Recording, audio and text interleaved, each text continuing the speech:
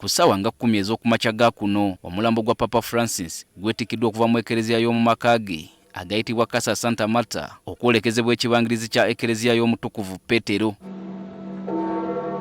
Bano batambulidde mu nnyiriri wakati mu kusaba okubadde kukulembeddwamu Kalidinaali Kevin Farrero mu kiseera kino ng'akola nga Camerengo oba omuntu akola emirimu gya Papa w'atali. Kyokka wasose kubaawo mmisa emusabira era nga Camerengo yagikulembeddemu.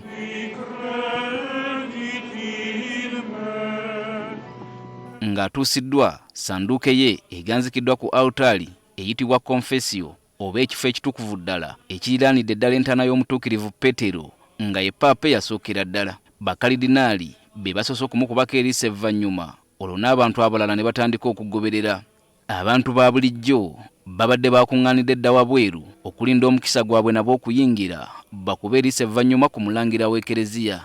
Ku lw'omukaaga mmisa y'okusabira omwoyo gwe ejja kubaawo okutandika ku ssaawa 4 wabweru wa basirika. Mmisa eno esuubirwa okwetabwako abantu abasoba mu 300, ekintu ekyasembayo okulabwako mu kuziika kw'omugenzi Papa John Paul II mu 2005.